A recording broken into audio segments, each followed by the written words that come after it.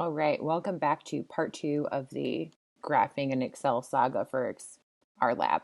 The next part that I just wanted to briefly touch on is how to make a graph. So, yes, I have already made one of your graphs for you, right? This is the example.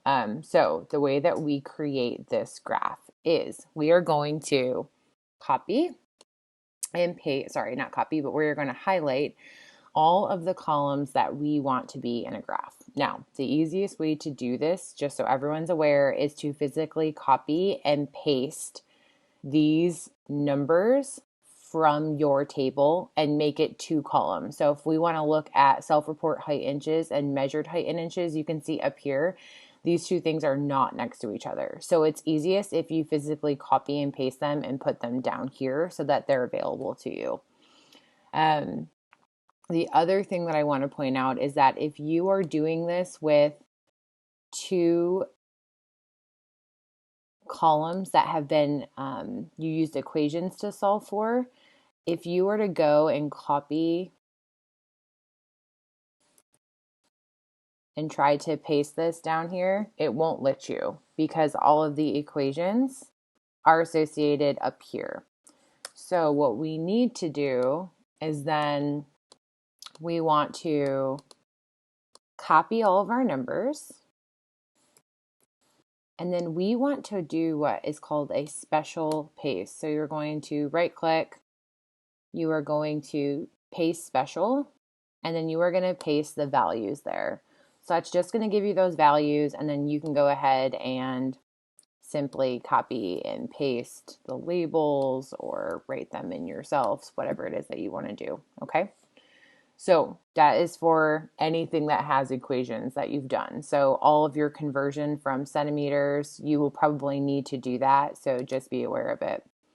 All right, so back to reviewing graphs though. So once we get our nice little neat columns down here, you can highlight, go to Insert, go to your line graph button, pick out the line graph that you want, and it will beautifully pop up a graph. But as you can see, it is not, it is not giving you everything I'm asking for. So I asked for you guys to give me a legend, a title, and a label for your X and Y axis.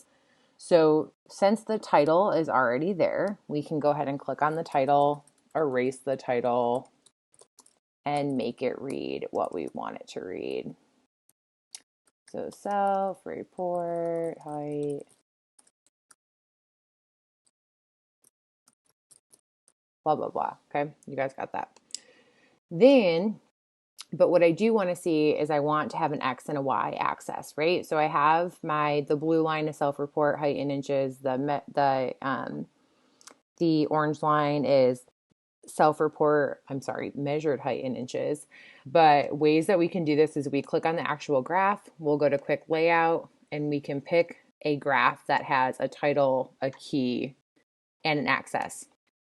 Now what we can do after that is go to add a chart element, add axis title, and click on the horizontal axis, and now we have these axes. So now we can go ahead and click, delete what's there, and write out what we want. So this is height in inches.